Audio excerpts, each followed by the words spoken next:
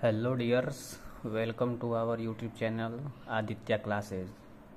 Dears, आज हम लोग देखेंगे use of is am are. Is am are का प्रयोग देखेंगे।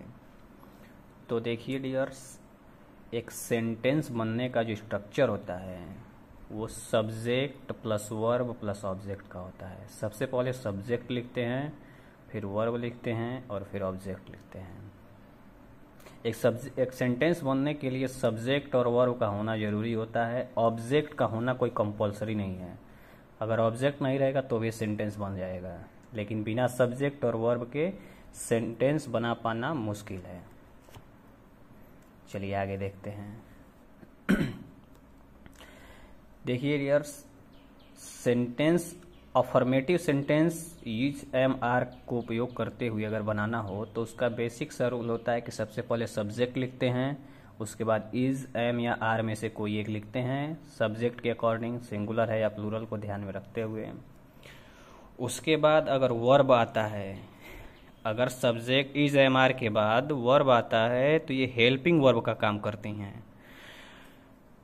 तो अगर इज एम आर के बाद मेन वर्ब आए तो मेन वर्ब आईएनजी के फॉर्म में होना चाहिए, मतलब उसमें आईएनजी लगा होना चाहिए, जैसे crying, going, laughing, walking, sleeping, writing, reading. या फिर वर्ब का थर्ड फॉर्म होना चाहिए। आईएनजी फॉर्म है, इसका मतलब वो टेंस कॉन्टिन्यूअस का है। और वर्ब का थर्ड फॉर्म आ गया, उसके वजह से बाई प्लस ऑब्जेक्ट आएगा, जिसको हम लोग पैसिव वॉइस बोलते हैं। ठीक है, अभी इससे रिलेटेड हम लोग ट्रांसलेशन बनाएंगे, सेंटेंस बनाएंगे। आगे देखते हैं। फिर है अफर्मेटिव का दूसरे प्रकार का जो स्ट्रक्चर है, सब्जेक्ट के बाद is am are plus noun या एडजेक्टिव आए, इसके बाद नाउन या एडजेक्टिव और डी साइलेंट रहता है। तो इसका अर्थ निकालते हैं हम लोग, होता है या है से। ठीक है, चलिए देखते हैं एग्जाम्पल। लेकिन उससे पहले हम लोग लिस्ट ऑफ प्रोनाउन देखेंगे, प्रोनाउन की लिस्ट, प्रोनाउन कितने होते हैं। तो देखिए, पहले हम लोग पढ़ेंगे प्लूरल प्रोनाउन।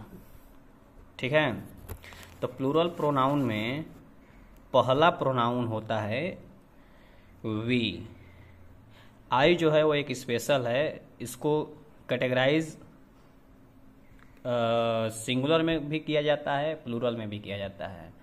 सिंगुलर ही हर बार रहता है, एक बार आई के साथ एम लगाते हैं, बाकी कंडीशन में हम इसको सिंगुलर ही ट्रीट करते हैं। बस आई के साथ एक बार हैव का प्रयोग करते हैं, बाकी हर जगह जो सिंगुलर सब्जेक्ट के साथ हेल्पिंग वर्ब लगाते हैं वही हम लोग आई के साथ भी लगाते हैं। वी का मतलब होता है हम या हम लोग, दे का मतलब तुम या तुम लोग, यू का मतलब तुम या तुम लोग, दे का मतलब वे या वे लोग। या एक से अधिक नाम है तो वो भी प्लूरल की श्रेणी में आएगा और इसके साथ हम लोग आर का प्रयोग करेंगे। चलिए अब सिंगुलर प्रोनाउन को भी देख लेते हैं। सिंगुलर प्रोनाउंस कौन कौन से होते हैं, तो ही,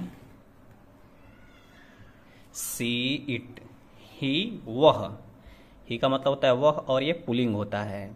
सी का मतलब वह और ये स्त्रीलिंग होती है। इट का मतलब यह और ये निर्जीव नपुंसक लिंग के अंतर्गत आता है।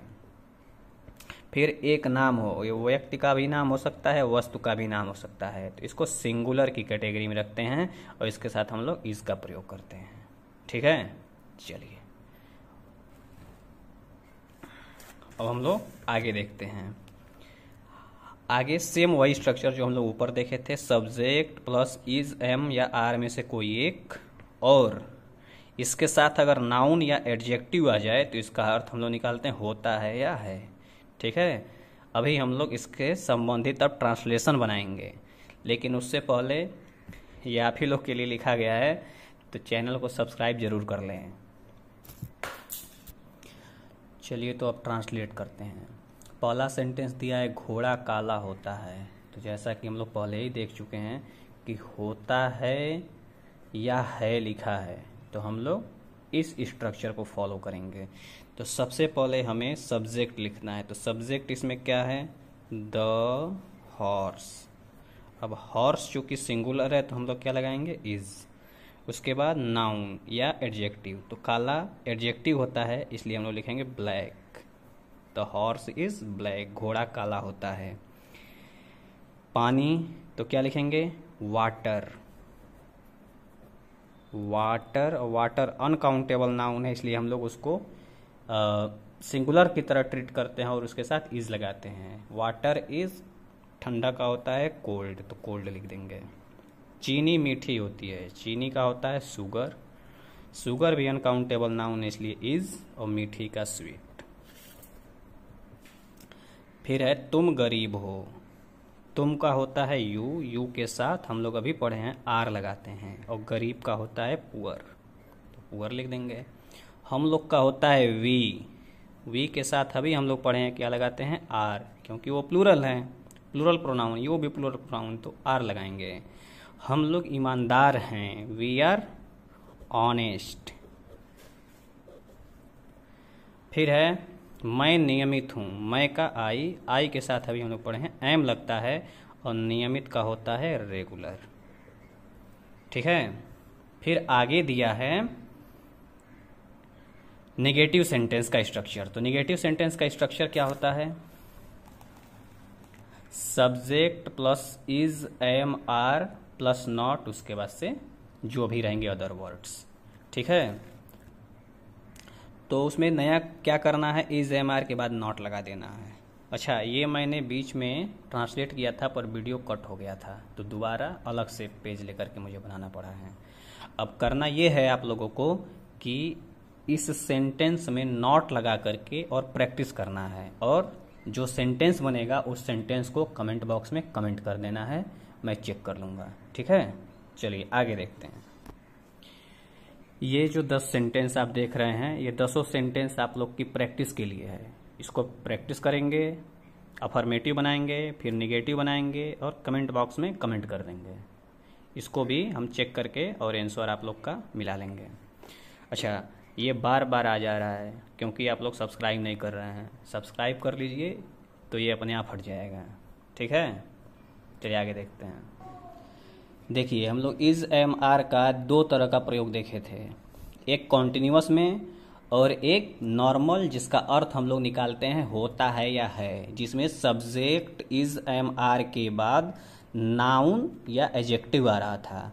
अब सब्जेक्ट इज, एम, आर के बाद वर्ब का फर्स्ट फॉर्म, और उस वर्ब के फर्स्ट फॉर्म में आईएनजी लगा रहेगा। उसके बाद ऑब्जेक्ट आ भी सकता है, नहीं भी आ सकता है, वो तो सब्जेक्ट, वो सेंटेंस पे डिपेंड करता है। ठीक है, तो अगर ऐसा सेंटेंस आता है तो इसको हम लोग कॉन्टिन्यूअस टेंस बोलते हैं। अच्छा, अभी ये टेंस की सीरीज नहीं है। ठीक है, अभी हम लोग इज का प्रयोग देख रहे हैं, तो कहाँ कहाँ यूज इज का प्रयोग होता है वो देखते हुए हम लोग को कॉन्टिन्यूअस टेंस भी देखना पड़ रहा है। तो चलिए देखते हैं पहला सेंटेंस कैसे ट्रांसलेट होगा। राम आम खा रहा है, इसमें सब्जेक्ट है राम, राम के साथ हम लोग लगाएंगे इज, खाने का क्या होता है? इट, इसी में हम लोग लगा देंगे आईएनजी, और क्या खा रहा है? तो आम, इसको बोलते हैं मैंगो। यह का दिस, लड़का का बॉय। अब चूंकि लड़का एक है तो सिंगुलर हो गया, तो इज क्या कर रहा है? गाली दे रहा है। गाली देने का क्या होता है? एब्यूज, इसी में आईएनजी लगा देंगे। गिविंग एब्यूज नहीं होगा। तुम्हारी पत्नी, तुम्हारी का होता है योर, ये पॉजेसिव प्रोनाउन है। पत्नी का क्या होता है? वाइफ। अब पत्नी एक है तो इज, खरीदने का बाई, BUY, ING लगाना है, और क्या कर रही है? खरीद रही है क्या? साड़ी, साड़ी को बोलते हैं SAREE। लड़कियां, अब चूंकि लड़कियां ज़्यादा हैं तो गर्ल्स कर देंगे, प्लूरल कर देंगे। प्लूरल के साथ अभी हम लोगों ने पढ़ा आर लगाते हैं, तो गर्ल्स आर, लड़कियां क्या कर रही हैं? डांस, DANCE नहीं लगाएंगे, ING जब लगाते हैं तो ई हटा देते हैं, डांसिंग। अब देखिए, इसमें ऑब्जेक्ट है मैंगो, इसमें ऑब्जेक्ट नहीं है, इसमें ऑब्जेक्ट है क्या खरीद रही है? तो साड़ी, इसमें भी ऑब्जेक्ट नहीं है। ठीक है, तो देखिए हमने बोला था कि एक सेंटेंस में सब्जेक्ट और वर्ब जरूरी है, ऑब्जेक्ट नहीं। बिना ऑब्जेक्ट के भी हम लोग सेंटेंस बना सकते हैं। लेकिन क्या अभी तक आप लोगों ने कोई ऐसा सेंटेंस देखा इतने सेंटेंस में जिसमें सब्जेक्ट और वर्ब ना हो? चलिए देखिए अगला क्या है। वे लोग झगड़ा कर रहे हैं, वे लोग का क्या होता है? दे। अब दे चूंकि प्लूरल प्रोनाउन है तो आर, और झगड़ा करने का क्या होता है, क्वारेलिंग।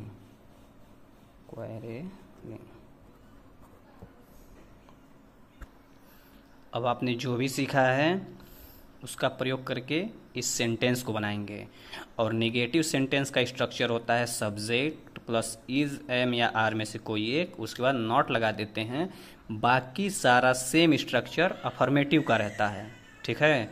तो जो हमने ऊपर ये 5 पढ़ा है इसमें नॉट लगाना है, 5 का हम लोग अफर्मेटिव प्लस निगेटिव दोनों बनाएंगे, यानी टोटल इस तरह से 15 यहाँ पे और 15 ही पीछे, यानी टोटल आपको 30 या 31 सेंटेंस हो जाते हैं प्रैक्टिस करने के लिए।